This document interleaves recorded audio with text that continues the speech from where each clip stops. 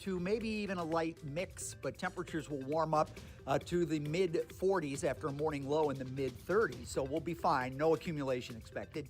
Sunday's going to be cold, a high temperature of 38 with a breeze, and those wind chills will stay in the 20s. Have a great weekend. I'm First Alert Channel 4 meteorologist Kent Earhart. This hour of Colombo and Company brought to you by Gutter Pros. Water goes where we tell it. Call 314-656-7195 or visit them at gutterpros.com.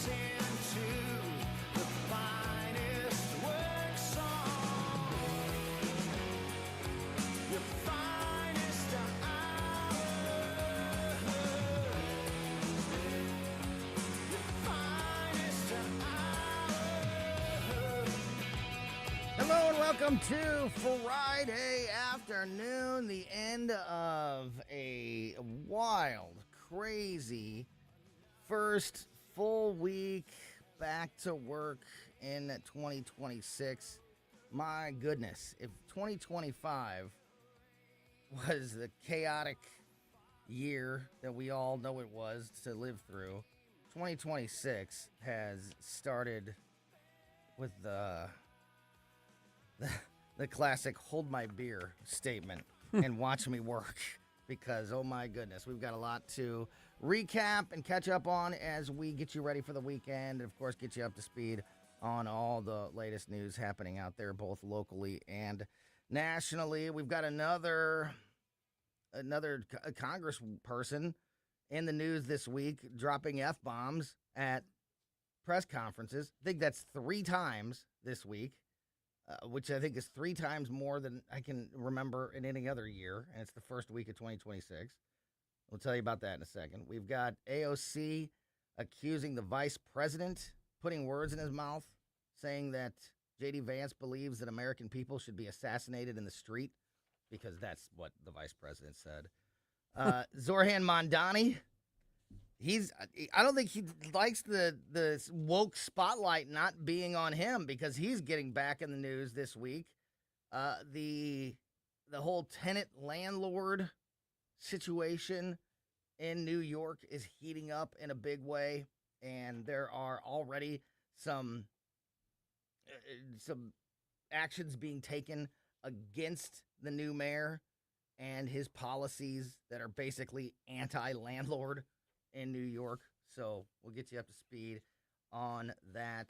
Supreme Court is reviewing bans on transgender athletes in school sports. Woo! What a week, what a year, and we are going to do our best to keep you covered every step of the way on all the important issues, both locally and nationally. I'm Tony Colombo in studio with producer Ashlyn, and starting off the show with us, as he does every Friday, continuing the tradition into the new year, Ken Williams from the Vic Porcelli Show is here with us. Great to see you, buddy. Hey, my brother. I love that shirt you have on, by the way. Like it? Yeah, this is it's a cassette. It's a cassette tape, which I'm very familiar with, because we used to use them all the time for sound checks. Mm-hmm. And then the pencil going through the one side to fix it. That's how you had to fix them. Right, yep. right. And it says 120 minutes, which... That was a good one. If you're a Gen Z person like me, and you remember when MTV played music, and they would play all the, the top songs of the day for most of the day, but they also had special programming, music programming back in the day that was super influential, like Yo MTV Raps was hugely influential on the hip-hop scene, and there was a show on Sunday nights on MTV called 120 Minutes that focused on, like Euro alternative, Cure, Clash, right? Modern English, Morrissey, think fringy type. Yeah. And our good friend Jason Nelson who has the Queen tribute here in St. Louis, the Retro Nerds, the Jason Nelson Band, so many great projects that he's a part of. This is one of his projects, 120 minutes. I went and saw him last week and got the shirt there while I was at the gig. It was awesome. I bet he sells a lot of those. Oh, dude. And what just a great example of how strong the local music scene continues to be in St. Louis as we start the new year. That's one of the positives. There we go. All right, so we started out with a positive. There you go. We started out with a positive. I've got a cool shirt on from a cool local band. Then it all turns around from there. Let's start with this. I wasn't going to start with this, but this is the headline of the day that has really picked up steam here in the last hour or so. Another cell phone video. New cell phone video has been released from the shooting in Minneapolis, the ICE officer shooting the woman in her vehicle. It's new video, but it doesn't present any new information except for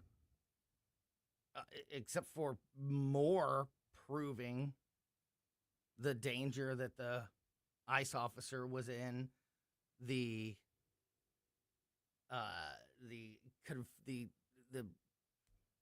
attempted conflict by the woman in the car. That officer was hit by the vehicle and is recovering from his. Today, the mayor of Minnesota was making fun of his injuries, of the officer's injuries, which is just incredible to me. So there is new. If you've heard the headline that there's new video out there, of course, I encourage you to always go out and get, watch it and get all the information that you need. But at least from what I could tell, and I don't even know if you've had a chance to see this new video yet, Ken, it doesn't change the story in any way. In fact, it just it solidifies the picture, in my opinion. Well, I'm one of those unusual people that says, let's things calm down and let's look at things and investigate, let them investigate, and then find out what really did happen. But at the same time, Tony, I saw Tim Pool analyze these videos, multiple videos, not just one. Okay? Yeah. Yeah, we've had multiple, and there's another one today. So now there's all kinds of different angles. And I don't know if I did see that one or not, but Benny Johnson, I watched his versions. This is a cell phone video from one of the ICE officers, so it is up close, and you can hear the interaction. So you can hear her taunting the what officers. Did she say? You can hear them telling her to stop the vehicle, get out of the vehicle. You can hear the clear commands that were being given that she was not listening to. So, yeah, you get a little bit a little closer a view than some of those other angles and videos. Well, my whole opinion about this situation is she shouldn't have been there. I mean, it's tragedy. It's tragic. I don't want to see anybody get hurt, let alone die. Amen. And God love her, man. She has kids. And that's what they keep saying. She's a mother of 3. Yeah. Well, you know what? If she was such a concerned mom at the time, she'd have been not in the situation to where, and she, she may not even have thought she was going to die, but she thought she could get arrested and put in jail. Yeah. And if that's the case, Tony, she shouldn't have been in that situation, taking the chance that she might not be seeing her children for a while. Would you ever, I've been saying this all week,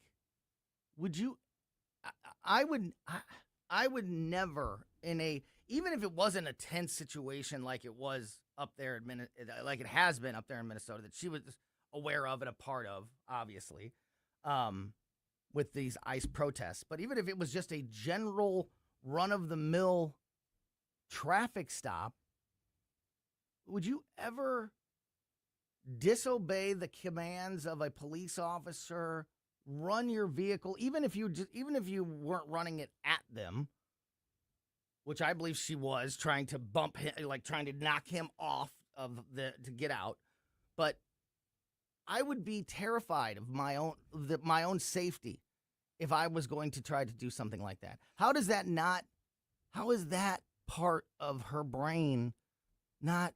What what is the motivation? What is the inspiration? I think I know the answer to this question, but the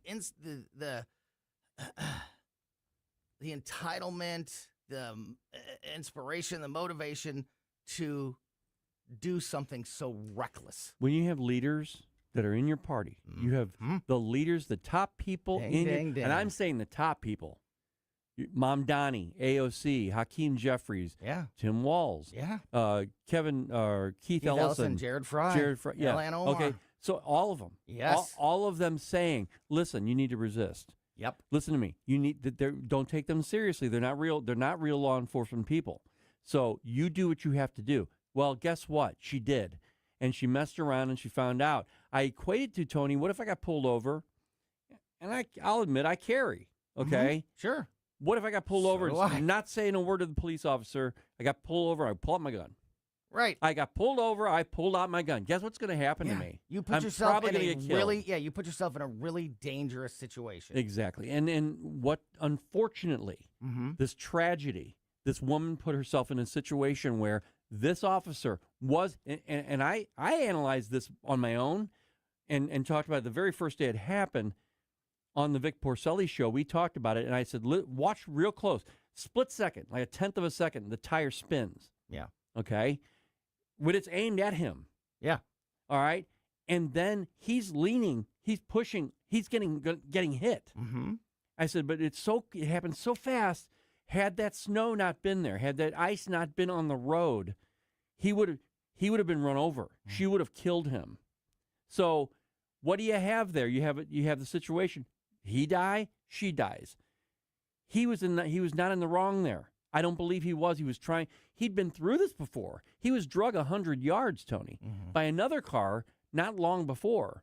And so he's like, you know what? I'm not doing this again.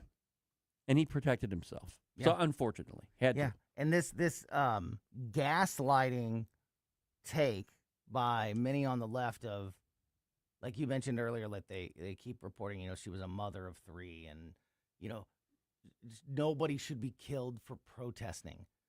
That is such that is such a lie. You're right. Nobody ever should be killed for protesting, and that's not what happened. That's not what happened in this situation.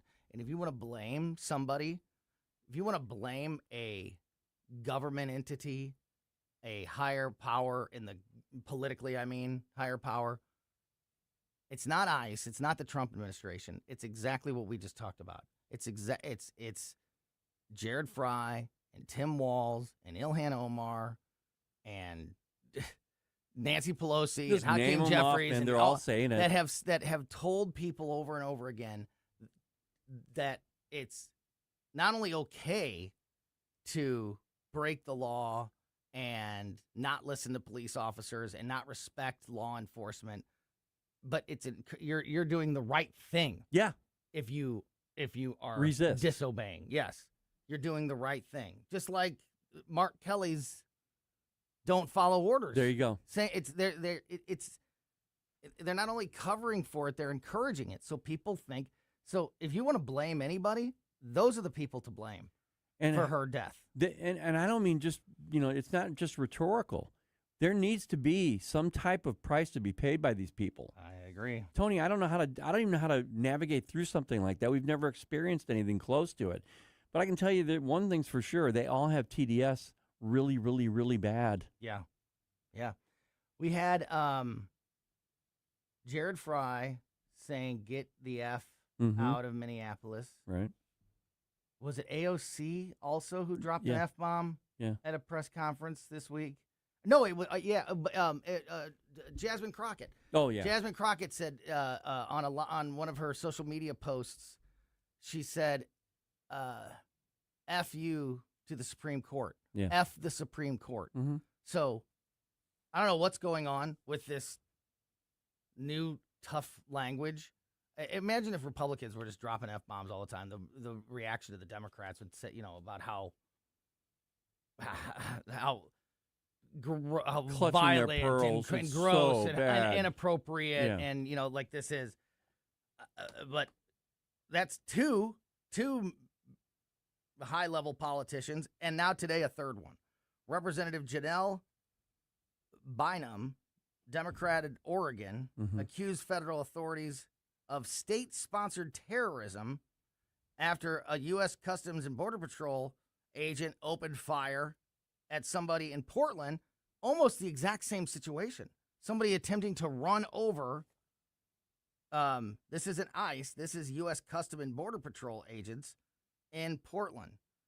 And this congresswoman, this Democratic congresswoman up there, Janelle Bynum, had this to say about it. Quote, "This isn't law enforcement. This is state-sponsored terrorism," Bynum declared in her statement, saying, quote, "Stop effing with us." Didn't say effing like I have to.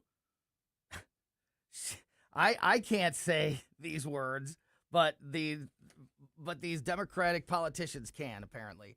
Stop effing with us. This is the second shooting this week by agents following the orders of a wannabe dictator who is trying to take over cities and rule by instilling terror in the hearts of American people. When the president deployed his guardsmen to our city earlier this year, we told him their presence was unwelcome and unhelpful. Today, we saw just how dangerous this is. We need these goons gone. Get to steppin'.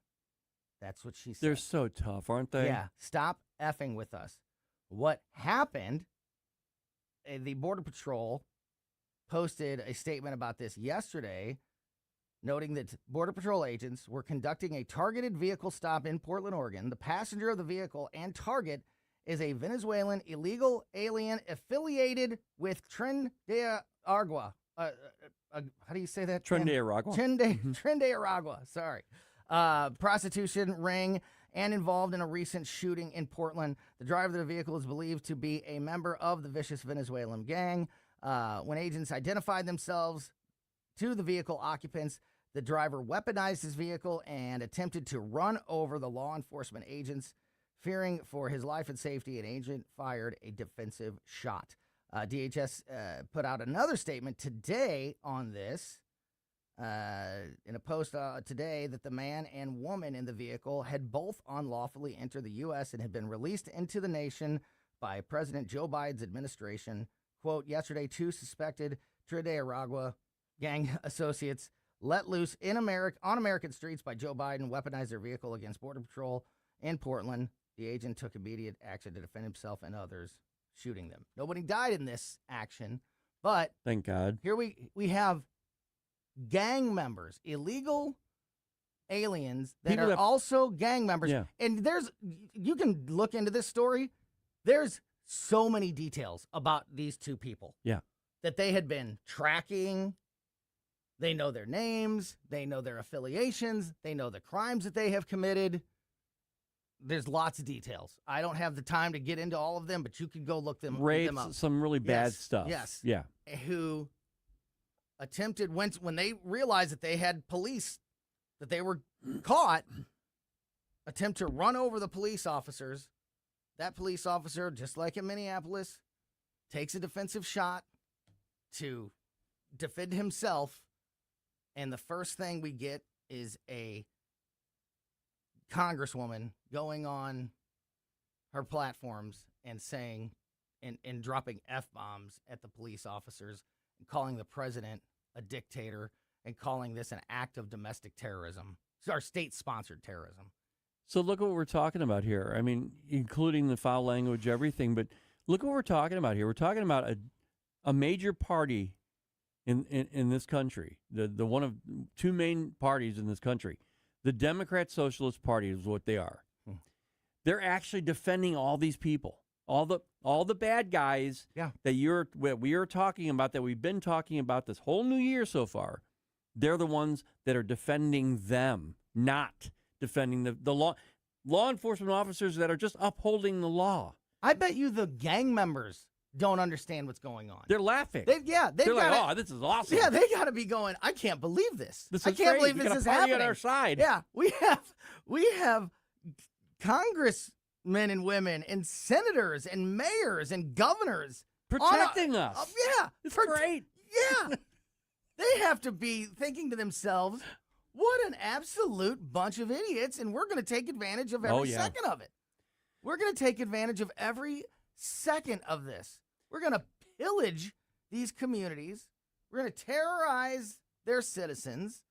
Anybody who's here illegally that hates this country, whether you're Islam, whether you're from South America, it doesn't matter where you're from, what you're doing here. If you hate this country, you're pretty happy about the idea that one of the major parties are on your side. Yeah, absolutely. And if your job is to be a criminal, then it's good business. Yeah. In these cities, they've got to be one.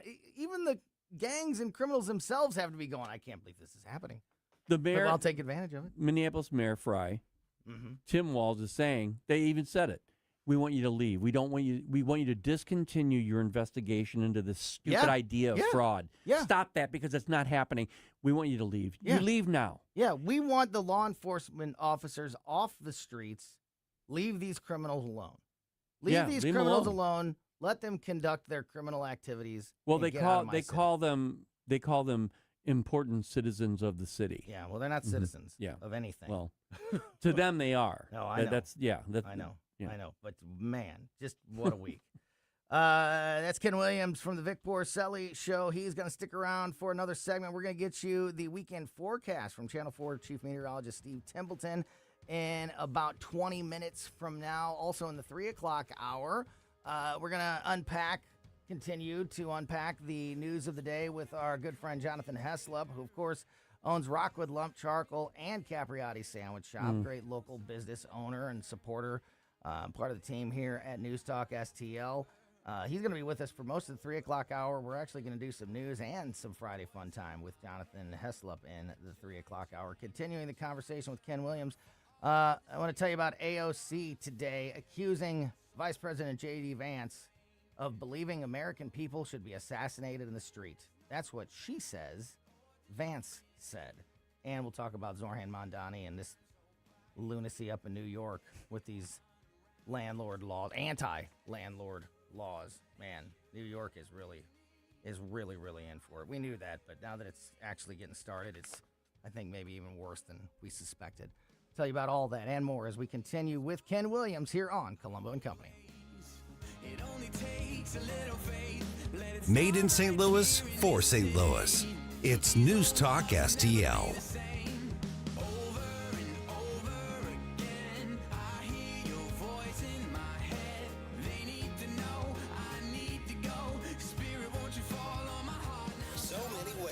Listen to News Talk STL. Join the conversation. All you have to do is say, Hey Alexa, play News Talk STL. Welcome to News Talk STL, conservative talk radio for St. Louis. 1949, the last time a Republican held the top post in St. Louis City. A gallon of milk was 84 cents and streetcars ran down Grand Avenue. Unfortunately, St. Louis city streets are no longer the epicenter of family and business life. In the 80 years of Democrat control, our city has been on a steady decline. Hello, Kirk Ilsinger, chairman of the Republican Party for the city of St. Louis, and we believe it is our duty to provide a different path forward. I invite you to our meetings the first Thursday of every month. Learn more at stl-gop.com. Paid for by St. Louis City Republican PAC, Curtis Farber Treasurer. SR1 Sundays. Hi, this is Elizabeth Kaiser. Be sure and check out my show, Straight Lines, this and every Sunday at 8 p.m., right after Stand and Fight, part of SR1 Sundays. Let's meet right here and let's peel back some layers of this crazy world, and you might be surprised at what we find. Straight Lines with Elizabeth Kaiser on SR1 Sundays at 8 p.m., right here on 101.9, 94.1 News Talk STL. Straight Lines with Elizabeth Kaiser on News Talk STL. News Talk STL. First thing in the morning and pretty much all day. Live and local. 101.9 and 94.1 News Talk STL.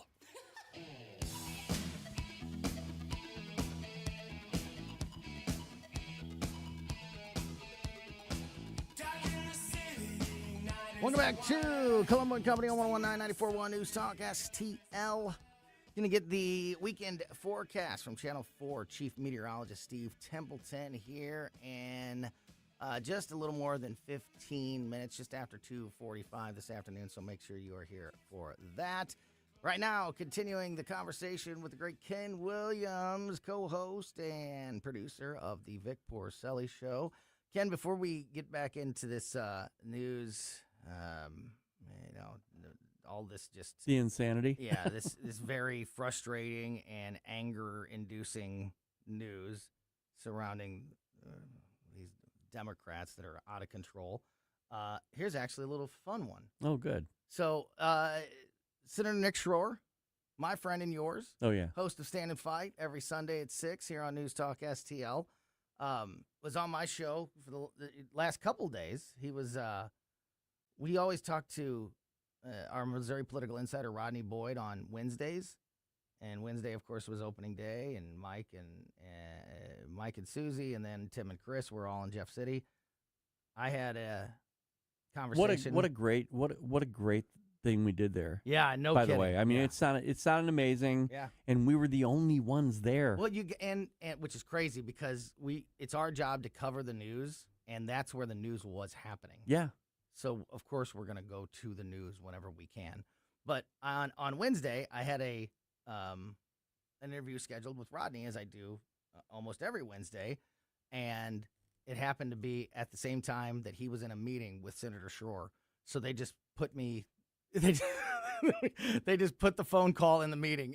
And basically, I just had the conversation with the two of them at once. So cool. And then he was on. Then Senator Schroer was on with me yesterday. I know you talk to Nick all the time. And Yeah. talked to him this week as well. Right. So he mentioned to us all of the bills that he's working on. He's one of the most aggressive Missouri lawmakers when it comes to, some reps and senators will focus on one or two issues that are their priorities to try to get them across the finish line. And there's nothing wrong with that. Especially if you campaigned on, a couple big issues, and that's going to be your focus for your constituents because that's what they sent you to do. That's fine. But Nick is, he's got dozens of bills that he's working really on does, all yeah. at the same time. And one of those made it into the headlines today. Looking at the KMOV website, Channel 4's website, the headline, Missouri lawmaker wants Battlehawks to replace Chiefs as the state's official football team. A Missouri lawmaker introduced a resolution to strip the Kansas City Chiefs of their honorary designation as the state's football team following the team's announcements to move to Kansas. Missouri State Senator Nick Schroer presented the resolution to the Senate yesterday, Thursday, proposing to make the St. Louis Battlehawks Missouri's official football team instead. Quote, it not only removes the designation of the Kansas City Chiefs as Missouri's football team, it in place solidifies that CAW is the law. Yes, yes. By making this law and recognizing that the St. Louis Battlehawks are indeed Missouri's official football team, unquote, from Senator Schroer. CAW is the law. All I have to say about it is caw. Yeah, I love it. Why would they be? It's awesome. The Chiefs aren't going to be in Missouri. They can't be Missouri's official football team. Right, and it doesn't say, well, you have to be in the NFL in order to be the official football team. No, It doesn't so say good. that. Yeah. I love it. I think it's creative, and it really does give you a good feeling. Yes. We have an official team that's not leaving. The full resolution takes digs at the Chiefs, reading, quote, based on recent events, this is what the resolution says. Okay. Quote, based on recent events, it has become clear that the will of the people of the state of Missouri has changed with regard to the designation of the Kansas City Chiefs as the official NFL football team of this state. And whereas the Kansas City Chiefs football organization has indicated, despite years of fan support and financial support from the citizens of this state, the team wants to relocate to the state of Kansas. So I love it.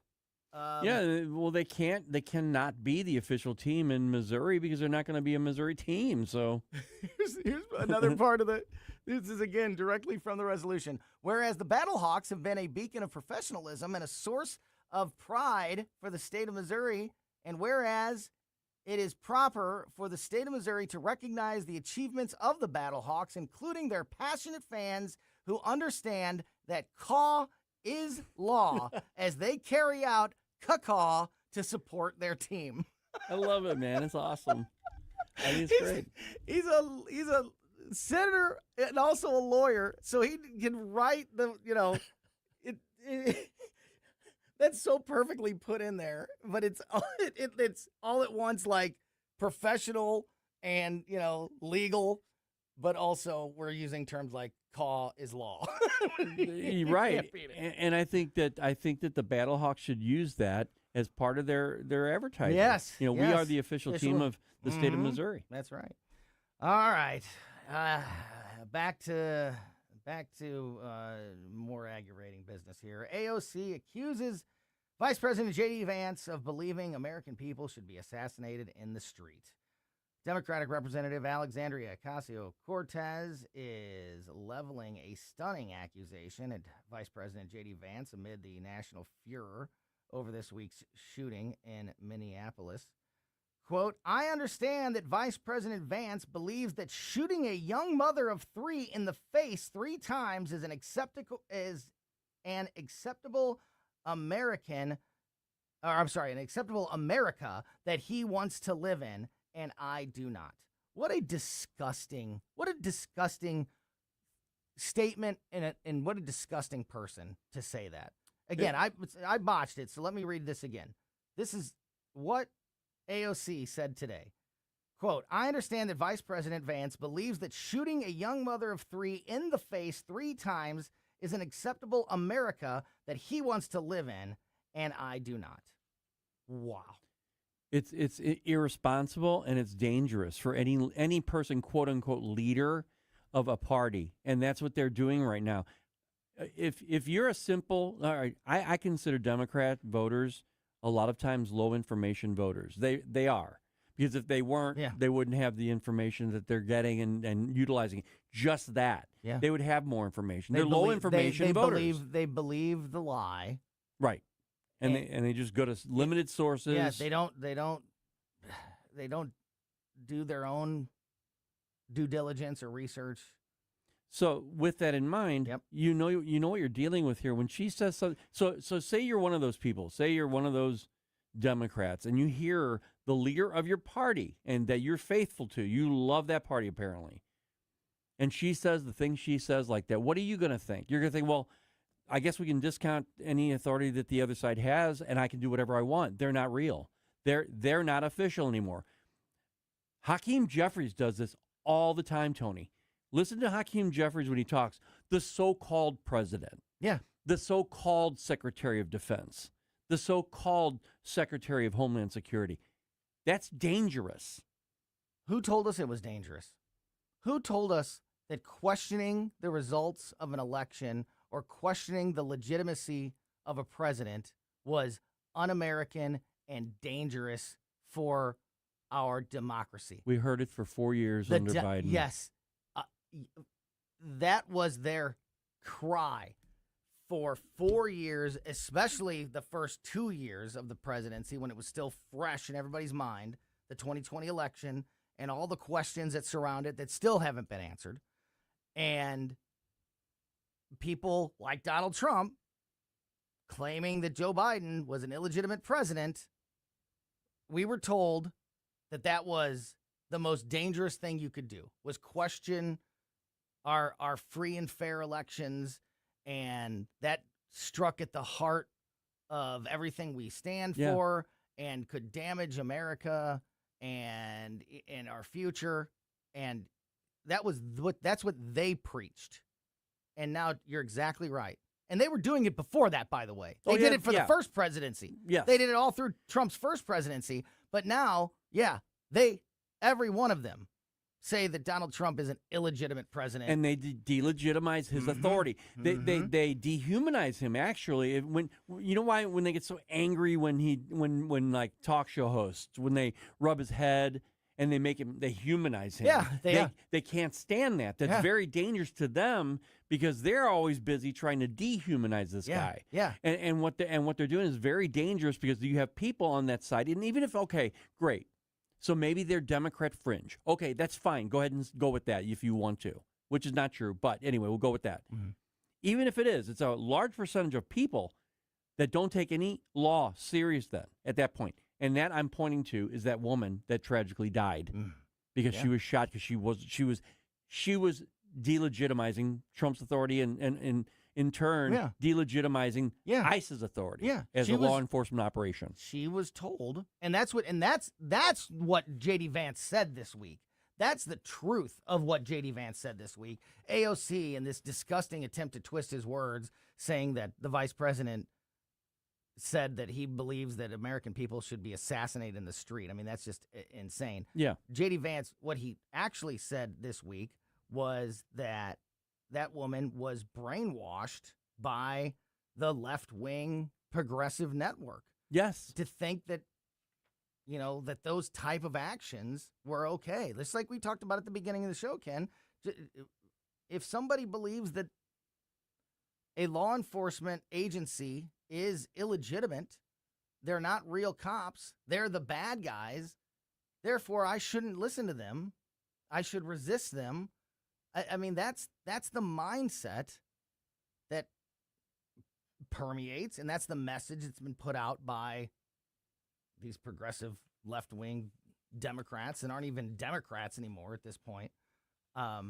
That's the situation that they have created. It's that, not J.D. Vance or Donald Trump every day waking up and rubbing their hands together going, what can we do today? And that's why they don't like to see Donald Trump in a moment of levity, having as fun. a grandfather. Yeah, or being a family man, or being funny, because they don't want people to believe that he's human, when he actually, from the people that I know that have met him and every firsthand account that I've ever heard, is that Donald Trump is one of the most engaging, charming, personable people you could ever meet. Who's lost over $1 billion being president of the United States. Democrats cannot allow you to see that because it shatters their narrative that he is just some kind of like walking evil robot that's out to get you, which is just the furthest thing from the truth. And Tony, if you're a working Democrat and you're even hearing this right now, you've got to be thinking to yourself, my party is they're going somewhere. So are they?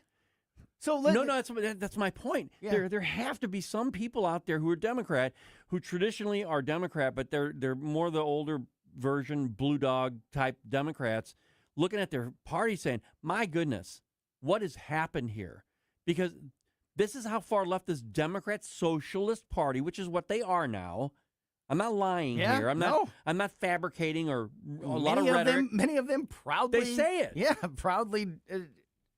What say happened? That's what they are. What happened to my party? And you've got to ask that question. Yeah. And they don't want to go Republican, of course. Right. But what do? Right. They just don't go vote. Republican, if you are conservative in any way, shape, or form, get out and vote in 26 for the sake of this nation. Mm-hmm. I'm telling you, right now is a pivotal era in this country.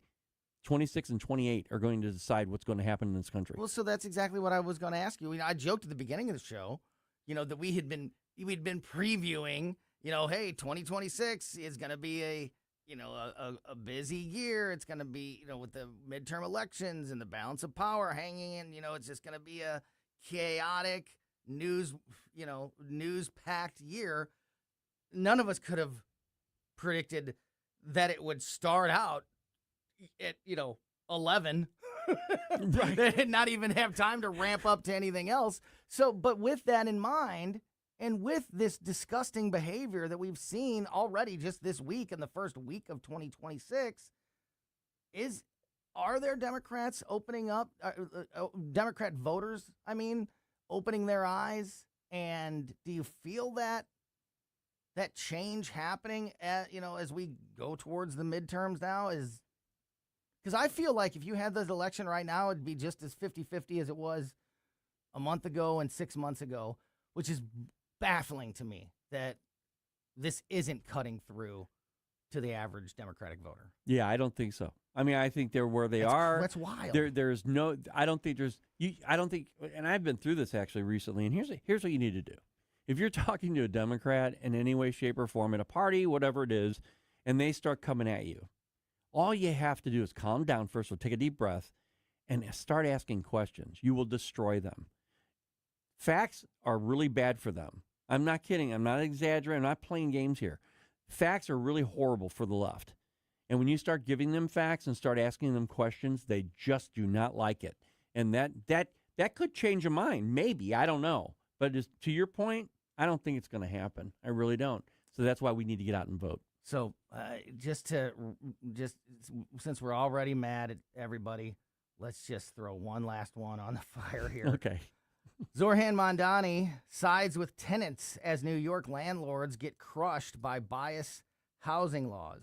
New York City Mayor Zoran Mondani is under fire, including from the White House, for his choice of a property rights skeptic. Property rights skeptic. Right. That's the title of this person. Yeah. They're skeptical of your rights if you own property. Wow. And housing justice advocate to head the city's office to protect tenants. And that's the name of the office to protect tenants. That's the name of the office in the New York administration.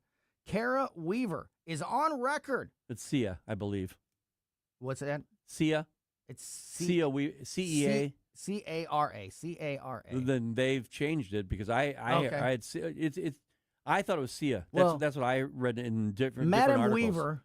Okay. Madam Weaver's good. Yeah. Is on record calling home ownership a form of white supremacy. Yeah. Home ownership. Yeah, if you own home. I know a lot of people that are not white that own homes. Well, here's what she said. She said, this is going to impact mostly white people. But it will impact some POC, she called them, people of color. It's so racist. So this is the person that he has put. This is right alongside the guy who defended an Al Qaeda terrorist in court, who is like the top law enforcement officer in New York now. I mean, this administration that he has built is. I did that story a week or two ago. The guy who is like, it's not AG and it's not called Attorney General. I forget the name of the position, but it's basically the top law enforcement officer in New York is somebody who has supported terrorists, been anti-Semitic and now we've got this person who's a part of this administration in New York who thinks that home ownership is a form of white supremacy. Tony, correct me if I'm wrong, but isn't Mamdani's law enforcement transition team led by a convicted armed robber? It could be. That could be. That's what I read. I don't know that for sure. I read that. Yeah, the transition team. I think I still have that story in my notes here. I'll have to find it. But this guy's history is disgusting, and now we're dealing with this. The city's existing landlord-tenant laws are stacked against property owners already. Quote, New York has the most tenant protections of any state, says Ann Korchak of the Small Property Owners of New York organization. One could reasonably say its laws are the most extreme in the country. Don't have time to get into all the details, but basically you don't have to pay rent. If you don't pay your rent, it's very, very difficult, next to impossible for a landlord to evict you. You have at least a year of not paying rent before they can even take their first step in evicting you. That's going to devour that city, rent. Man. Yeah, you can't raise rent in New York. And, look, there's certainly bad landlords and slumlords and things like that. Oh, yeah. But this is ridiculous. And here we go with New York. Again, first week of 2026. And all of this loony behavior is already on display. You think people are leaving New York before? Yeah. Now it's going to be on steroids. And everybody's telling them, from Florida to Texas to everywhere, every red state is saying, leave your politics there if you come here. Yeah, that's right. That is Ken Williams from the Vic Porcelli Show, which you can hear every weekday, 9 a.m. to noon, 3 big hours every day here on News Talk STL, and every Friday with us here on Colombo Company. Ken, thank you so much, my friend. Have a great weekend. Thanks, buddy. Have a good weekend. Yeah, back at you. Speaking of that weekend, it's been unseasonably warm here recently. Does that continue through the weekend? We're going to find out when we talk to Channel 4 Chief Meteorologist Steve Templeton next. For podcast articles and more, find us on newstalkstl.com. Tim Jones and Chris Arps in the afternoon. Venezuela is in the news every day, so we're going to talk to State Senator Patricia Rucker about being born there and representing West Virginia. Tim Jones and Chris Arps. Weekdays at 4 on News Talk STL. Had the guys from the Bluff City Outdoors show on with me yesterday afternoon at about 3:30. Go back and check out the podcast if you missed any of that great discussion. And, of course, don't forget about Bluff City Outdoors in Alton, open 7 days a week. Your place to go to take care of all of your fishing needs, all of your bow hunting needs, all of your trapping needs, and more. They've got the state-of-the-art Garmin technology, the forward-facing sonar that has just taken over the fishing industry over the last year or so. You can get those products. You can get them installed. You can get the education to get you up and running, all there at Bluff City Outdoors. You can shoot every day in their state-of-the-art archery range at Bluff City Outdoors. And, of course, don't forget to tune into the Bluff City Outdoors show every Saturday morning at 11 a.m. here on News Talk STL with myself, Mark McMurray, the owner of Bluff City Outdoors, Mike Marfell, local professional fisherman. Great stuff every Saturday morning, the Bluff City Outdoors show. And for all of your outdoor needs, visit Bluff City Outdoors in Alton, about a mile east of Fast Eddie's there on East Broadway. Learn more by following Bluff City Outdoors on Facebook or by going to the website bluffcityoutdoors.com. Concerned about the condition of your windows driving up your energy bills? I was too. It's only called STL Windows and Doors. Call today for your free in-home estimate and start saving tomorrow. 314-277-5952 or stlwindowsanddoors.com. JC's Wayback Machine. Well, after one holiday, then the flu, which I'm still battling, and another holiday, we are back with the star of Song Sung Blue with Kate Hudson, actor Hugh Jackman. Plus great tunes from the 90s, 80s, and 70s. And it's all brought to you by the Weber Automotive Group. This is a truly unique show. Nobody in St. Louis radio is doing what we do, so why don't you join us? It's JC's Wayback Machine. Every Saturday night, 6 to 9. On News Talk STL. Connor Roofing, you can count on Connor. Connor Roofing is now a 2-time winner of the National Best of the Best Award for customer satisfaction for roofing, storm damage restoration, siding, gutters, both residential and commercial. Please visit ConnorRoofing.com for an estimate. And remember, you can count on Connor. Steve Templeton's Weekend Forecast, brought to you by Connor Roofing. You can count on Connor for all your roofing needs. Visit ConnorRoofing.com. That's CONNER Roofing.com.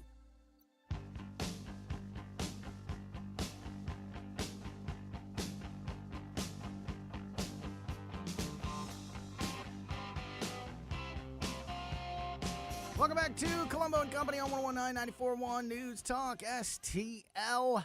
We've had holidays at the end of the week for the last couple weeks, so it's been a while since we have checked in with Channel 4 Chief Meteorologist Steve Templeton. He is on the line with us now to bring us the weekend forecast. Steve, yeah, it's been a while. Merry Christmas, Happy New Year. Great to talk with you, my friend. Hey, Happy New Year. Good to be back. It's good to be in a routine again. You know, Yes. Sometimes you take a week off and it just, everything just feels great for the first few days. And then you're just kind of happy to get back to work and into a routine. You can't eat that much. So it's nice to, not be eating, all day and grazing too. So it's nice that the holidays are behind us. And here we are with beautiful spring weather in January. No right? kidding. Yeah, it doesn't. Like, it feels like Christmas was months ago, to me at least, and it was only 2 weeks ago. It also, part of that is probably because it doesn't feel like wintertime at all out there. I have a suspicion that could be changing at least a little bit, but I'll let you fill us in on the facts of that. Yeah, puffy coats are coming out again, especially Sunday. That's the colder day. It's not what I like to call a deep freeze, but it is going to be colder. So, but we just got done, by the way, with 5 days in a row with a high of 60 plus. And to do five consecutive days at 60 or warmer in January, that's only been done one other time. So we actually tied that record. That was in 1952. So it's been a mild stretch. We even were in the mid-60s after midnight tonight. So technically, our high today of 66 was after midnight, and it's a new record high. But of course, now we're cooler in the 40s, and this is kind of the trend, cooling through the weekend. So here's the deal: Saturday, 38 in the morning, 47 in the afternoon. Cool day, sure, but normal highs 40, so that's still above normal. Have to watch for a few rain showers in the morning, especially between like 6 and 9 a.m. It's not going to rain all day. Then a nice afternoon, 47 for the high. Saturday evening, there's a chance for a little burst of rain or even snow. So you may see some flakes Saturday evening, but temperatures are above freezing. Road temperatures are too warm. And then Sunday's the colder day, but we do have a lot of sunshine. So if it's going to be cold, at least it's sunny. A low of 25, a high of 38 degrees. Yeah, it's chilly. It's just more near normal. Again, not a deep freeze, but definitely feeling more like winter.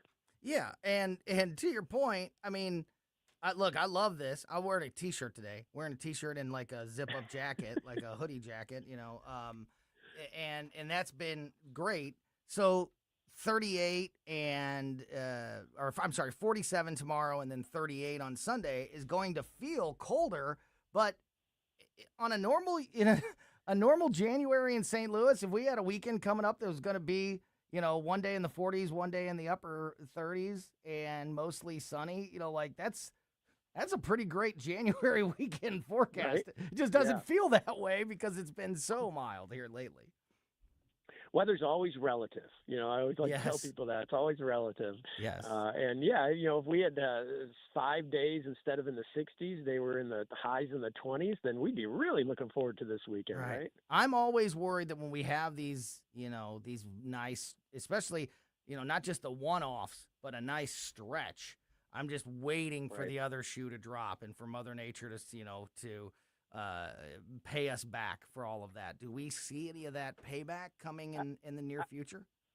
Not in the 10 days. No, next 10 days. But you know what? There's a lot of winter left. Oh, yeah. And late January, February. I mean, I think you're right. There's going to be some payback at some point. Yeah, it's still so early in the season, really, to think about, especially in St. Louis where, you can't trust February. You can't. I think you've heard me joke before about how you can't trust March. March is a lie. I always think that, that once you get to March, it's like, okay, spring is here. And then it's like, no, March can be a beast too. So we got a long way to go, but I'll take it while we can get it. And it's been a nice little stretch here, certainly. But 47 tomorrow, 38 on Sunday, all, considered not too bad either. So a good return, a good comeback forecast after a couple weeks off due to the holidays. Steve Tempelton, Chief Meteorologist over at Channel 4. Really appreciate your time as always, my friend. Have a great weekend yourself. Good to talk to you again. You have a great weekend. Yeah, back at you. Great stuff there, as always, from Steve Tempelton. All right, we are going to jump back into some of the news of the day. Jonathan Heslop, local business owner, owns Rockwood Lump Charcoal, Capriati Sandwich Shop. You've heard him on with me many times. He is going to join us in the 3 o'clock hour. We're going to do some news, and we're going to have some fun with some Friday fun time. It's all coming up next on Colombo and Company. 42% of Missouri fourth graders can barely read. 42%. It's the worst result in 20 years. If kids can't read by third grade, they fall behind in school, and many never catch up. But other states have provided a roadmap for success. Missouri needs one universal reading test for all third graders and one clear statewide standard for what it means to pass that test. A struggling reader who still can't read after extra help and a second chance at the test should repeat third grade with some exemptions. We also need to end the outdated 3Qing method, which encourages guessing instead of reading, and require teachers to be trained in the science of reading. In Mississippi and Indiana, test scores jumped up dramatically after these reforms, and Missouri can do the same. Missouri children deserve to become confident, capable readers, and strong early literacy reforms can make it happen. The Show Me Minute has been brought to you by the Show Me Institute and Show Me Opportunity. Hey, it's Vic. If you have a tree that you think is dead, you can get Roots Plus to remove it for you. Or if you think the tree is savable, or if Roots Plus thinks it's savable, they can save your tree and you keep your cash. Call them and find out what that's all about at 314-440-3662. The crews are great. They get things done. They removed the tree for me, and they did expert work, and I definitely will put my name on their company. So save the tree with Roots Plus LLC. RootsPlusLLC.com. Hey, it's Susie Moore with a reminder that for 20 years, Harpo's Chesterfield has been the heart of West County's fun. With their award-winning patio, voted best in West County, and excellent sports bar atmosphere, Harpo's is your one-stop destination. The mouth-watering menu has made them famous throughout St. Louis. Plus, they've got great drink specials and the friendliest, most energetic staff around. Whether you're dining in or carrying out, Harpo's delivers fun, food, and drinks like no one else. Harpo's Chesterfield. Call 636-537-1970 or visit harposstl.com. KLGY HD3 Clayton, K270BW Bellefonte, KNBS Bowling Green. This is News Talk STL at 1019, 94.1, and always streaming at newstalkstl.com. Breaking news at Town Hall. I'm Bob Agnew in Washington. An enforcement stop by federal agents in Portland, Oregon yesterday led to a shooting that left 2 suspects injured. Hundreds of people protested outside an ICE building in Portland, Oregon Thursday night after federal immigration agents wounded 2 people in a vehicle outside a city hospital. The Department of Homeland Security says the vehicle's passenger was, quote, a Venezuelan illegal alien affiliated with the transnational Tren de Aragua prostitution ring, end quote. And they say that when agents identified themselves to those in the vehicle, the driver tried to run them over. Mayor Wilson says he doesn't believe that account. I'm Donna Warder. President Trump is lashing out at Republican senators who voted to advance war powers legislation. The Senate approved moving forward with a resolution that would block the president from further military action in Venezuela without approval from Congress. It passed with the help of 5 GOP senators. Donald Trump was angered by the vote, posting online that the Republicans should be ashamed and should never be elected to office again. He blasted the measure as unconstitutional. Greg Clugston, the White House. Some changes are coming to Elon Musk's AI chat box Grok. It will now restrict the ability to generate and edit images to paying users only, the new policy after global backlash over the creation of sexualized deepfakes. More unrest in Iran. Iran's government has cut off the country from the internet and international telephone calls. The move Thursday night comes after nighttime demonstrations called by the exiled crown prince drew a mass of protesters to shout from their windows and storm the streets. The protest represented the first test of whether the Iranian public could be swayed by Crown Prince Reza Pahlavi, whose father fled Iran just before the country's 1979 Islamic Revolution. Keith Peters, Washington. More at townhall.com. Candles were lit on Bondi Beach by families, by children, by people of faith to celebrate a festival of light, a festival from Bible times, one that Jesus himself celebrated, but instead of light, there was darkness, violence, fear, hatred, showing itself at a time meant for prayer and rejoicing. You know, it's times like this that remind us that even with a ceasefire in Israel, Jewish people are being targeted simply because of their faith, and at times like this, it also reminds us why the International Fellowship of Christians and Jews exists, to stand in the gap, providing safety and security to God's people. The fellowship brings together Christians and Jews to be a light to suffering Jews in Israel, the former Soviet Union, or wherever the needs are greatest. Today, Jewish people around the world face these threats and are so grateful for their Christian friends who stand with them. To find out how you can take part in this holy work, visit urgentifcj.org. That's one word, urgentifcj.org. From the Michaels Flooring Outlet Weather Center. Mostly cloudy skies today, but still above normal. 50 degrees for the high. Our normal high is about 40, so we're well above normal. And overnight tonight into early tomorrow morning, we could see a light sprinkle or two, maybe even a light mix, but temperatures will warm up to the mid-40s after a morning low in the mid-30s, so we'll be fine. No accumulation expected. Sunday's going to be cold, a high temperature of 38 with a breeze, and those wind chills will stay in the 20s.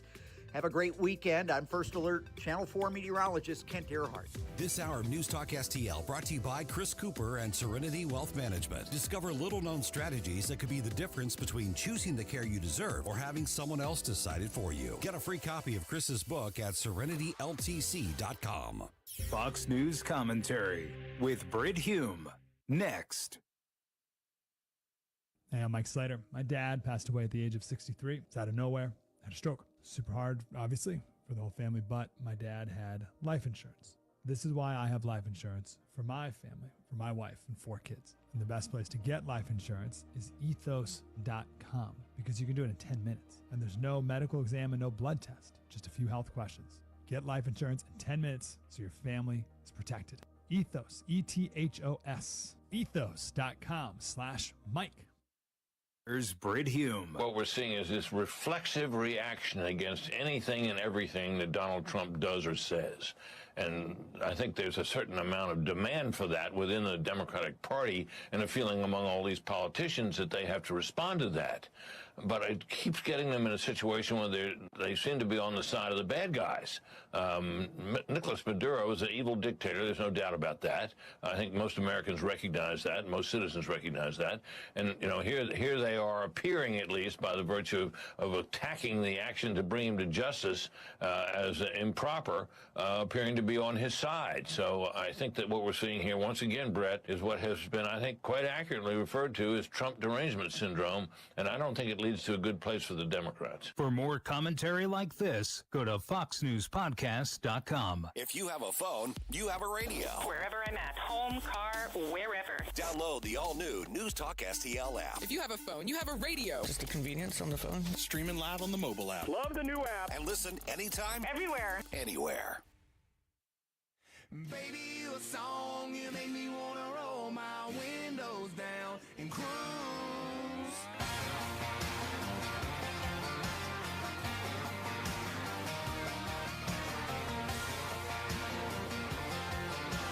Welcome back to Colombo and Company on 101.9, 94.1 News Talk STL. I am Tony Colombo here in studio with producer Ashlyn. We have got nearly an hour left here to go before we hand you off to the O'Reilly Report, then the Tim Jones and Chris Arp Show. Want to thank Ken Williams from the Vic Porcelli Show for joining us for a big chunk of that 2 o'clock hour. Also, Channel 4 Chief Meteorologist Steve Templeton with a cooler forecast, weekend forecast, than we have been used to here. Tomorrow's high 47, Sundays is 38, but we are in January in St. Louis, so that's, in the grand scheme of things, not too bad. If you missed any of those conversations or just want to make sure you never miss anything that happens here on the show, subscribe to our podcast. We put the show out as a podcast right after we get off the air every day. We put it on basically every podcast platform. So wherever you get podcasts on that platform, just subscribe to Colombo and Company, and you'll never miss any of the great conversations like the one that we're about to have with local business owner, News Talk STL contributor, my friend and yours, Jonathan Heslop from Rockwood Lump Charcoal and Capriati Sandwich Shop, and Platinum Rock Legends, the great local band.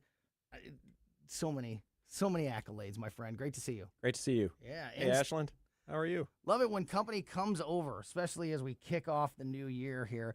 I got some stories I want to talk about, including I want to tell everybody about this report that was released by Senator Rand Paul this week about actions taken by the FBI during the Biden administration. I'm going to leave it at that for right now.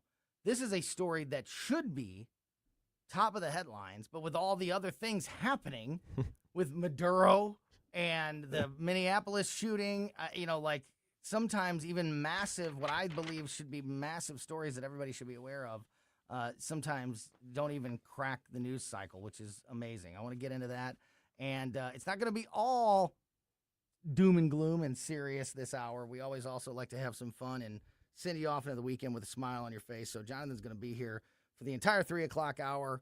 We'll do some more news and important stuff, but then we're also going to have some fun towards the end of the show. So it's going to be a good time. Let's do it. But before we get into all these details, it's the first time we've had a chance to hang out and chat in the new year. 2026 has started about as crazy as possible in the news cycle. I mean, goodness. We all knew 2026 was going to be a jam-packed news year with the midterm elections and everything else happening, but I don't think anybody could have predicted that the first full week would be as jam-packed as it is.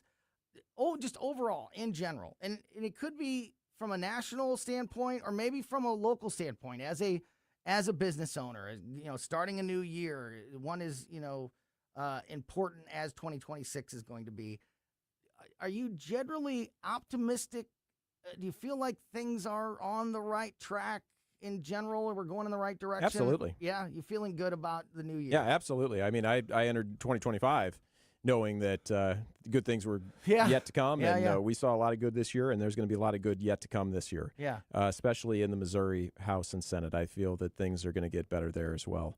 Last year was kind of lackluster. This year, I mean, already with Governor Kehoe talking about getting rid of the income tax, that's huge. Yeah. That's going to be huge for the state. If they can get rid of personal property tax, that's going to have a huge influx of business into this state. I know there's a couple of those issues. The tax issues is one of them that you personally, just as a resident and homeowner and business owner, are really It's mainly the business portion of it, the personal property tax of having to pay tax every year on the spatulas that I own and the oven and the grill, everything that I use to make revenue, to make profit, to pay income tax on, and that I already paid sales tax on as well, that I have to continue to send the county and state this tax for the liberty or the joy of sending them business. Yeah, which that's something that I don't think everybody realizes. We all are frustrated by the personal property tax laws in Missouri, and it's something that we've been talking about for years.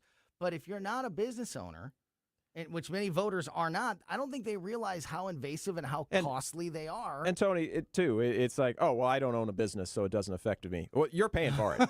Every time you buy a sandwich from me, you're paying for that tax because that goes on to my P&L at the end of the year, and I look at that when I make the menu prices or I make the charcoal prices or whatever it is. You're paying for those personal property taxes, and this state does not derive that much income from it in the grand scheme of things.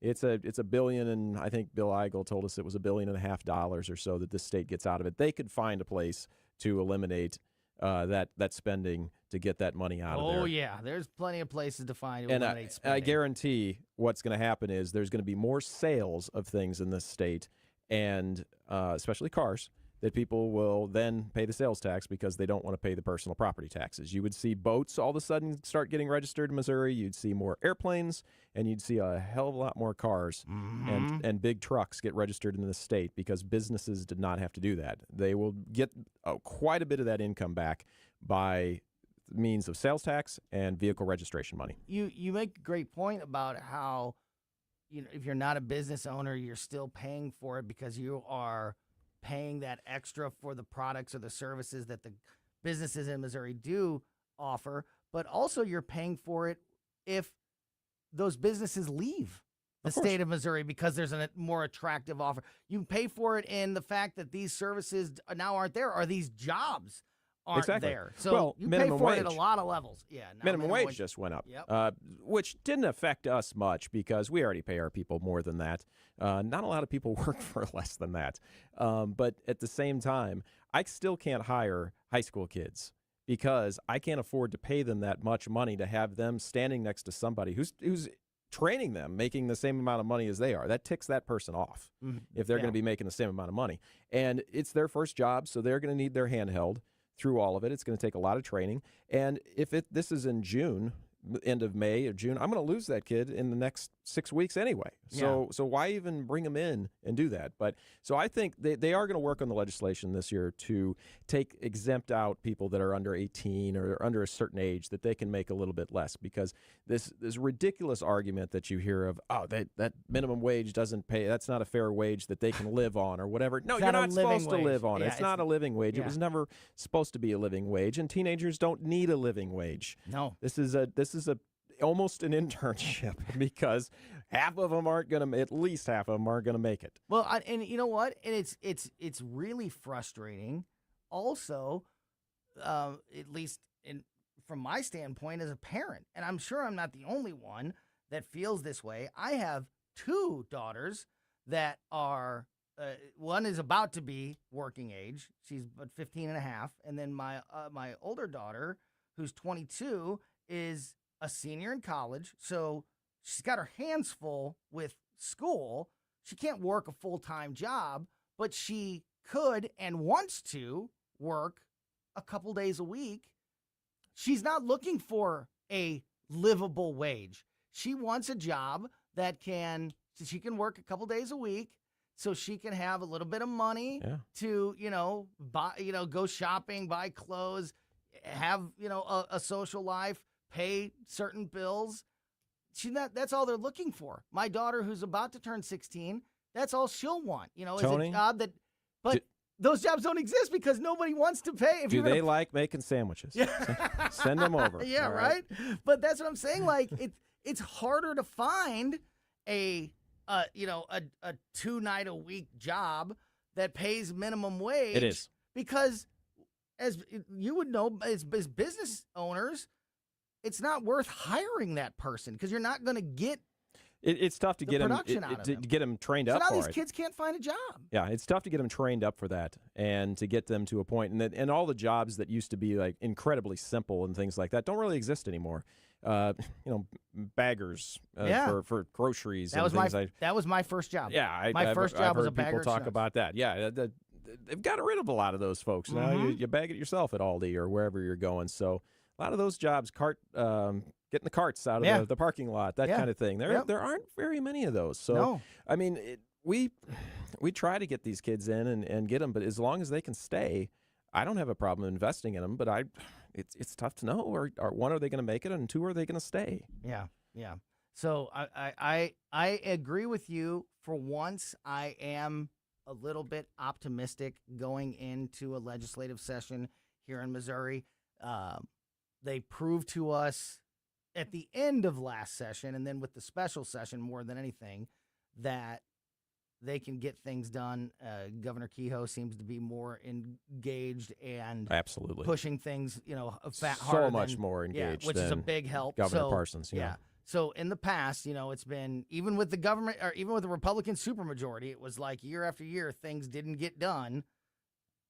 Last year they started to get done. They didn't have a ringleader. Yeah, I feel like that momentum has a chance. They needed a governor in there, and I don't want to take anything away from Governor Parsons. I know him; he's a great guy, very nice, but he was not there rallying them to do things and get things done.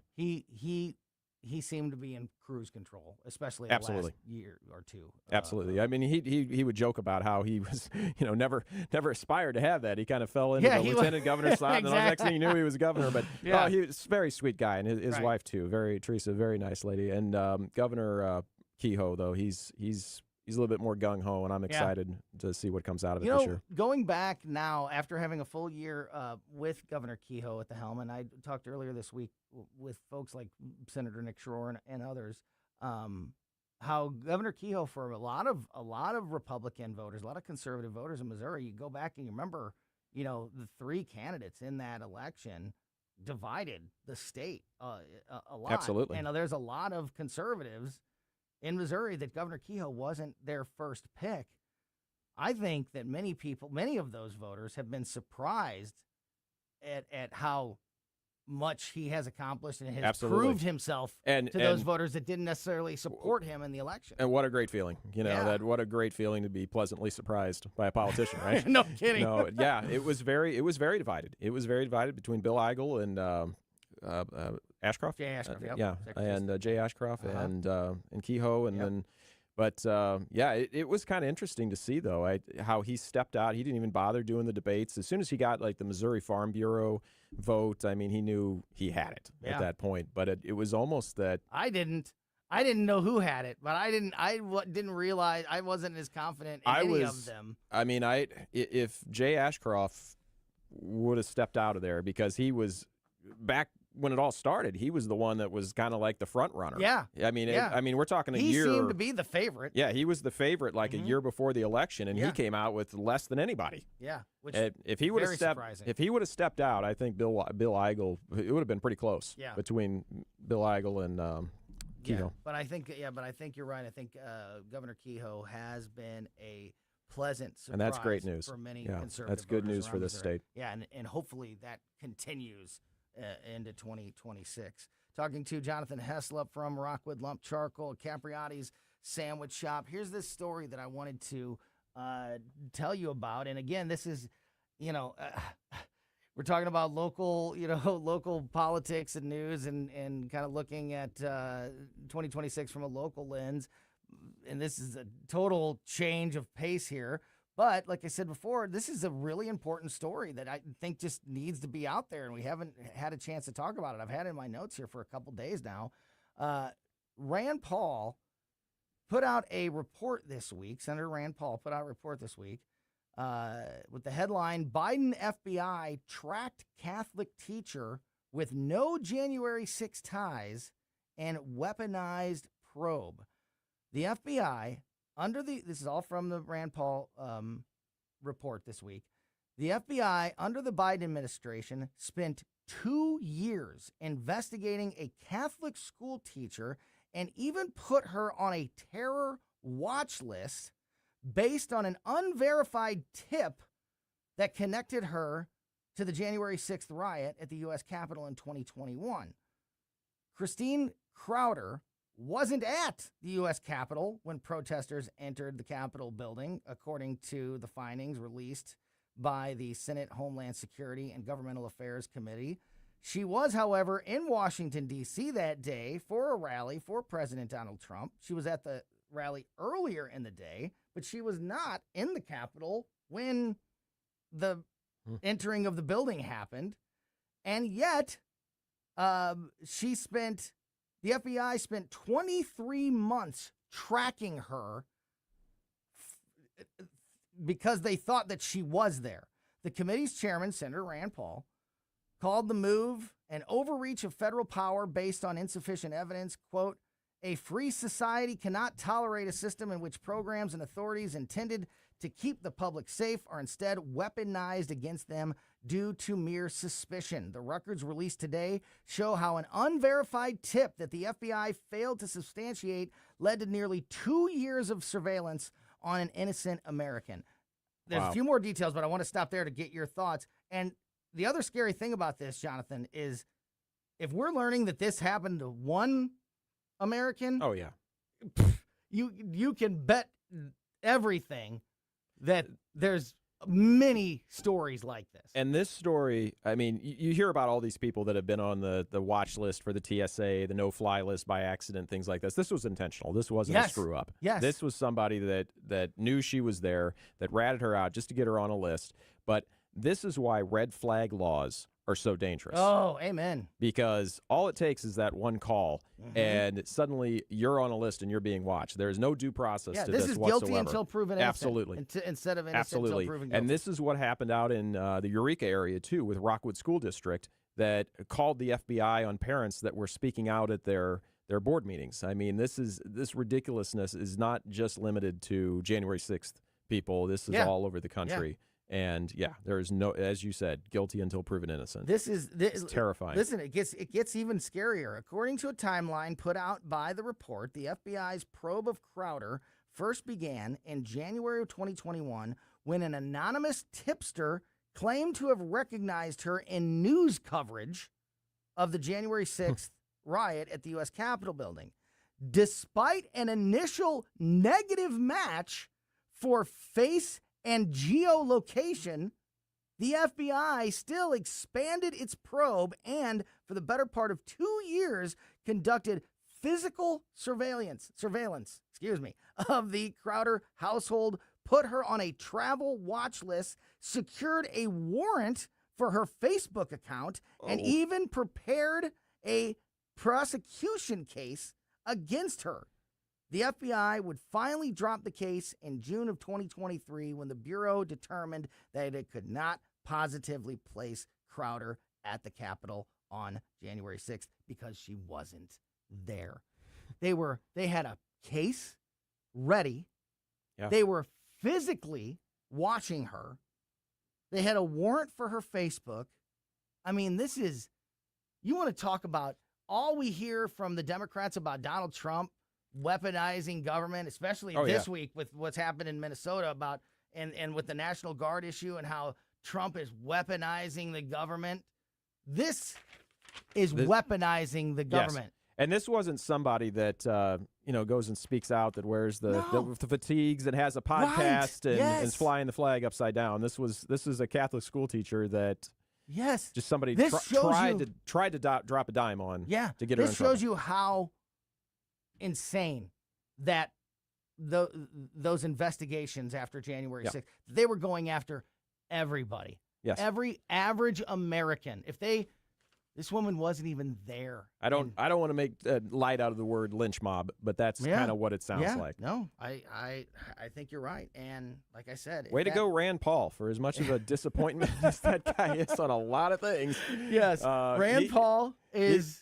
You just shake your head sometimes. Who is this guy? He hit it right this time. Rand Paul good for him. is very consistent, and you always know consistently across the board. He's consistent, and sometimes that consistency is extremely frustrating.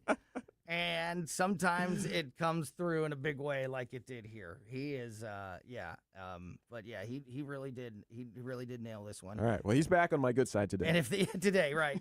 Let's see what he does tomorrow. If that happened, if that happened to this one woman, I wonder how many hundreds of thousands. I hope they did. Americans. I hope she sues them. I hope she gets so much. And even though it'll come out of taxpayer money, I hope she gets it.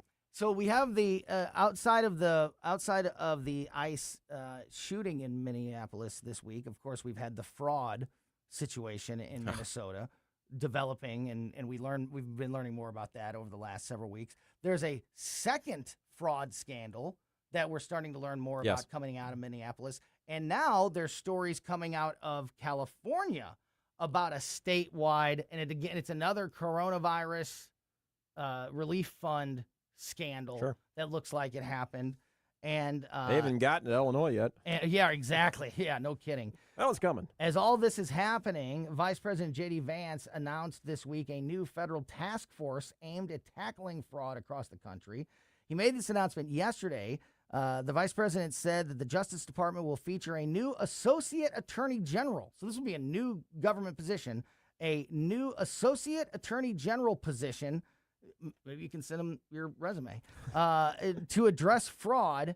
In addition to the 1,500 subpoenas and 100 indictments the DOJ has already sent out on the issue, Vance said that the administration hopes to announce a nominee to the position within the next few days. Quote, "This is the person that is going to make sure we stop defrauding the American people," Vance said, going on to say, quote, "We have activated a major task force to make it possible to get to the heart of these frauds. We also want to expand this. We know that the fraud isn't just happening in Minneapolis. It's happening in states like Ohio. It's happening in states like California." So we're going to be hearing about a new member of the Trump administration coming up in the next few days. And having gone through that process of getting that PPP money, let me tell you, it would have been too easy to steal it. I mean, there was no control over it whatsoever. You filled out some paperwork and it showed up in your account in no time. Exactly. That's Jonathan Heslop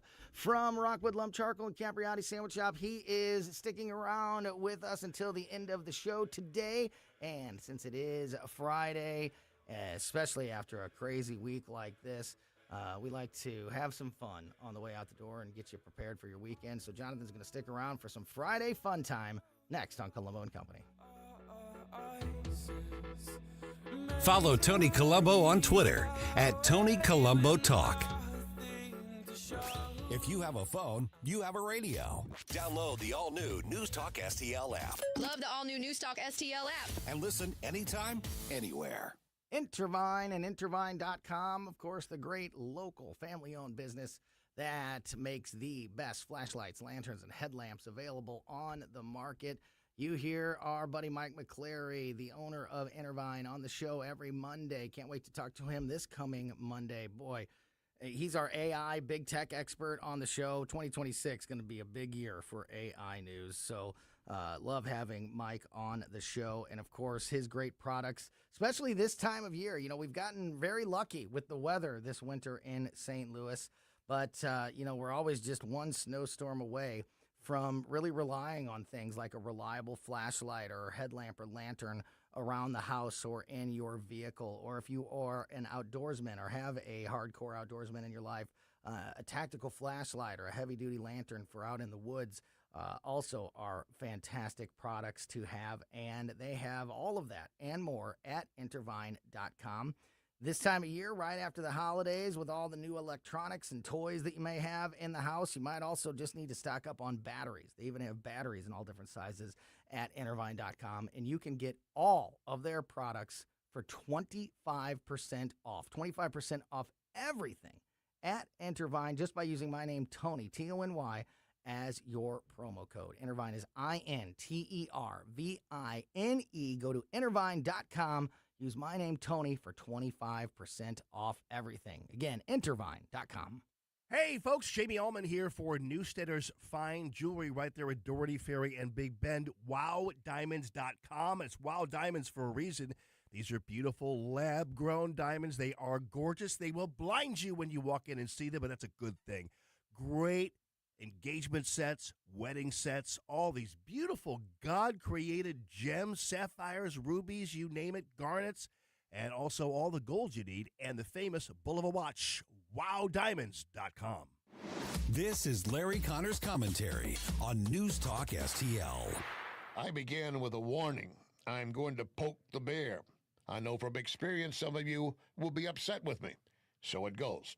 In this case, poking the bear involves the federal agent shooting and killing a woman in Minneapolis. No doubt many have seen the video, heard the stories, formed an opinion.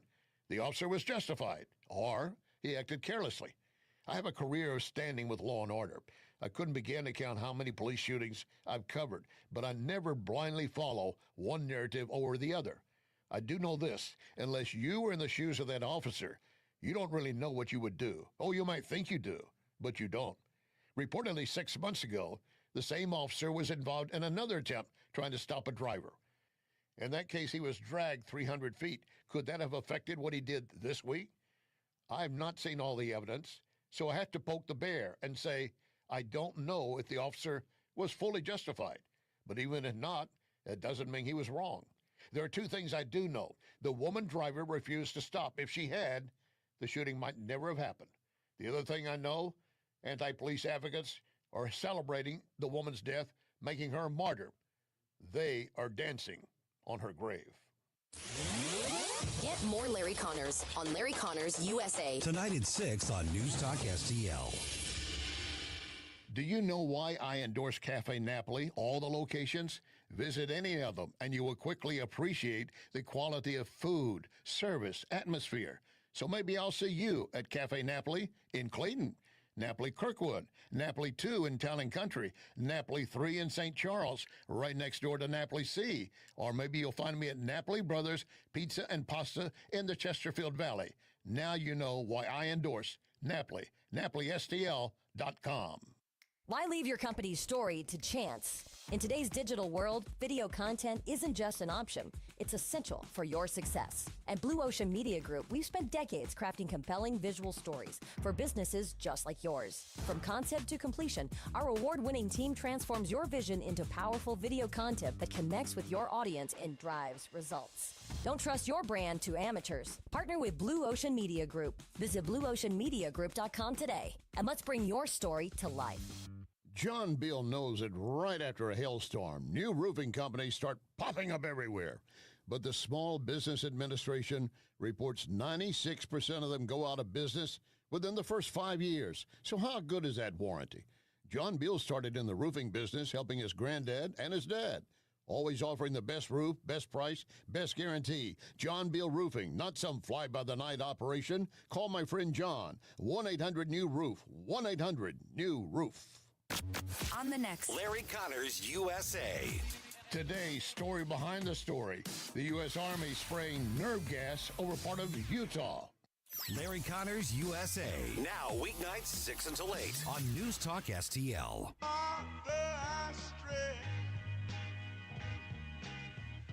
Stretch my hands to you. Life like this is what your life like. Try to live the life right. People really know you push your buttons like type right. This is like a movie, but it's really very lifelike. Welcome back to Colombo Company on 101.9 News Talk STL. Tony Colombo here with the birthday girl, Ashlyn. Happy birthday, Happy Ashlyn. birthday. Yes, as we kick off the new year, it's also Ashlyn's birthday.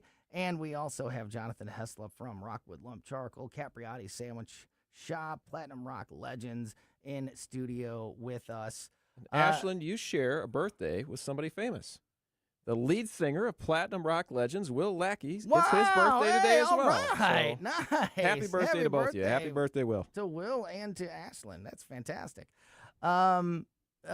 Speaking of Platinum Rock Legends, any gigs that we need to promote coming up? No, we're here? off this weekend for Will's birthday. Next weekend, be right here in Westport, just north of it, actually, at Cyberg's. Friday night for Headliner, which is the little offshoot project of PRL. So it'll be Friday night at 9 o'clock at Cyberg's Dorset. And then Saturday night, a week from tomorrow, we'll be again at Cyberg's Dorset for the big PRL show. What about the new Capriati's location? How are we doing? I was just over there. I got some good news that we might open a little early. Hey, yeah. So but then at the same conversation, it's like, oh wait, but there's a problem. So we'll see. There's a little concrete issue over there that they're working on this weekend. But yeah, they're saying about by the end of spring break it might be done. Hey, all right. Yeah. And so we'll have 2 framing's Capriati's. up. The plumbing's roughed in. I'm excited. Yeah. I got some funny stories that I want to talk about here, as we always like to have a little Friday fun time to wrap up the week, especially a crazy busy week like this. But you had a funny story. I was. It's a perfect one because it's kind of news and funny. So it's a perfect transition into the. So the Venezuelan whatever you want to call it, the ousting or whatever. Oh, there. Maduro, So there was a protest that was going on downtown for it. They always like that overpass just west of Hampton on 40, the one that goes from the park where they had the big sand turtle and everything like that. Yep. And I passed through there. I think it was Saturday of last week, and it was even on Channel 5 had a little blurb about it on their website, and it talked about this big protest. There was like a dozen people in the picture. I'm not kidding. There was like, I'm not under exaggerating. Yeah. If you go to the picture, you count them. It was like 12 or 13 people in this picture. And they probably have worked hard to get a picture with that many people in it. Like, I know. Try to find anything to make it look like there's actually a lot of people here. When I drove through with the kids, it was about, I want to say, I don't want to underestimate it. It was at least 24, maybe 30 people up there, and they had signs, and they zip timed the thing, so there's more signs than people. Yep. What sign do you think was not posted? What sign have we seen over the last 6 months everywhere that was not up that day? That was not up that day? No kings. Oh, really? Yep. Wow. So they just ousted a dictator, a guy that acted like a king, that eliminated his opposition and was doing everything. So, for once it would have been relevant. The hypocrisy. I know. I would have agreed with him. But the hypocrisy that goes on with this crowd. No kidding. I like to sometimes take the attitude of, oh, bless their heart. They're just that dumb. That they don't make the connection. They don't realize their hypocrisy. No. This time, they knew not to post that sign. The word came down from the top, that people that hire them, or they had their own epiphany that this was not the sign to post that day. Who are these people, except for paid protesters, as you mentioned, because they're not Venezuelan Americans, because the Venezuelan people are thrilled about this. So it's not Venezuelan people. I'm in a couple of groups of international business entrepreneurial groups and things like that, and there was a thread of an international group that I monitor because of tariffs and things like that. Tariffs actually benefit me because I'm a U.S. made product. So, but I kind of watch to see what they're saying about it, and immediately a couple of people in this group started going off on, here we are, Monroe Doctrine. It's nothing like going into another country, blah blah blah, all this other stuff, and suddenly people from South America started piping in and saying, what, are you kidding me? This is the best thing ever happened in this continent. We've got people that have fled that country that can't get home to their relatives. They're going to be able to see their families, and all of a sudden those comments by folks in the U.S. here started disappearing. They started deleting. Only 1 or 2 people came back in and said, oh, shit, I'm sorry. It was Joe Biden and the Democrats that put the bounty on Maduro if somebody could remove him. The memes now of Donald Trump claiming the bounty. Yeah. Joe Biden owes Trump money. Yeah. It was them calling for his removal for years. Absolutely. They've been calling for his removal, and now they act like as soon what as Donald that got Trump did posted, is some kind of... as soon as that got posted, those comments, but the folks that are in these groups that are from South America are very happy about it. They're very excited about the the prospects of this. But yeah, I'm surprised. I found it hilarious that No Kings thing has gone away. Yeah, the No Kings sign. The one time it would have actually been made a little bit of sense. I don't know. We'll see if we see it. You're right. Again. I guess there's new talking points that have been ascribed from the from the professional protesters. When you open up the new Capriati's, there's a new beverage that you might consider selling. Mr. Bubble, the classic bubble bath company, they've now made and are selling bubble bath flavored soda. Is that like a bubble bath? Is that what? Yeah. Was that a? I don't know what bubble bath was tastes it like. Bubble gum? Was it bubble gum flavored? I don't think so. The press release says fans can now sip the nostalgic bubble gum scent they've known for decades. So I guess it is going to bubble gum. Yeah. Yeah. But it's literally called bubble bath flavored soda. Gross. Stick to the soap. Stick to the soap, guys. This is a cool. Somebody put this together. It's gone viral on the internet here this week. I'm a '90s kid. Absolutely. You're a '90s kid, right? This is a things that were socially acceptable and normal in the '90s, but are now considered to be unacceptable behavior. For example, so we're gonna watch Ashlyn here to see if her eyes get real big and she starts shaking her head when she hears some of these. I'm gonna read some of these. You tell me if this is truly unacceptable now. Showing up at someone's house unannounced to hang out, which is something my dad and his friends did all the time. It could be on a Saturday or Sunday. One of his buddies could show up in the garage, or he could show up at somebody's house at any time, and then they'd be, hanging out for hours. Unless you live in a neighborhood and are standing in your garage. I doubt it. Yeah. Knocking on doors, people don't do that. People don't answer the door anymore. What about not being reachable at all times? Back in the 90s, if somebody wasn't home or they were at work or whatever, you might just not be able to get hold of them till they get home. Yeah. Now it's considered to be unacceptable if you're not accessible 24 hours. They're out looking for you. Here's one my mom did all the time. Leaving your kids in the car while you run into the store. Oh, you'll get the cops called on you for that. That's crazy. Sometimes my kids ask to stay. Like, I don't want to go in. Like, I would never leave them in the car if I'm going to be going in and grocery shopping for an hour. Yeah. But if I'm running into the gas station or running into the store, generally, if they're old enough to stay at home. You're right. You're right. If they're old enough to stay at home, they're old enough to stay in the car. But yeah, there's people. But somebody sees that, and you're right. They could get the cops called on you these days. One more here. Babysitting starting at the age of 10. Ooh. That was 10 was a little early, but like 11 or 12. I was definitely babysitting like my little brother and my cousins that were younger by the time I was 11 or 12. And now I think that people think that that's, you can't do that. You can't leave a kid home alone. Now they want you to have CPR training and all kinds of other things. That kind of also goes to the, what is the year that you can start leaving kids home alone? Like, I was 10, and my mom would run to the store, but I feel like now people would think that that's way too young. I'd say 12 or 13 now. Things have changed. Here's another funny botch by a big company. We had Mr. Bubble making bubble bath flavored soda. Bath and Body Works, known for their candles, like their great smelling candles and everything, they had to discontinue a candle this week because it was making people gag. I don't think you could ever guess this flavor of candle, this scent.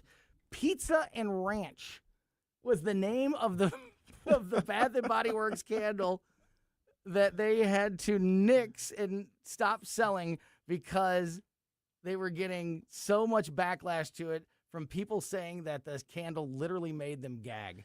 Well, and that's funny because I guess they were selling as a good thing because was it Jelly Belly or one of the Jelly Bean company makes all those jelly beans, gross ones, and people buy them and try to get through them. And but you know what you're getting there. I think they expected this to be good. But who doesn't check Who doesn't check the candle before you buy it? You always smell the candle. I don't know. Maybe it smells different. You can light it up. I don't know. Jonathan Heslop, great stuff, my friend. Great to see you. Happy New Year. Check out Rockwood Lump Charcoal. Check out Capriotti Sandwich Shop. Check out the Platinum Rock Legends. You're the busiest man I know, and I appreciate you taking out some time to talk with us today. Anytime. This is the best time of the week. Yeah, great to see you, buddy. See you. All right, that's going to do it for us. We will be back on Monday at 2 o'clock. In the meantime, keep it here for the O'Reilly Report next, followed by the Tim Jones and Chris Arp Show here on 101.9 and 94.1 News Talk STL. Looking for the best selection of firearms in the St. Louis region? Drive to Osage County Guns. Conveniently located off I-70, just 25 minutes from St. Charles. We've got thousands of guns in stock, the largest selection of handguns, rifles, and shotguns around. Trade in or sell your old guns for cash and shop our wide variety of premium Winchester ammunition made right here in the USA. Visit us online at ocgmo.com, or better yet, make the drive to Osage County Guns and see why we're the St. Louis region's favorite. Public schools, like public libraries, should be free and open to all. Open enrollment allows parents to choose the school that's the best fit for their children. Maybe another school has a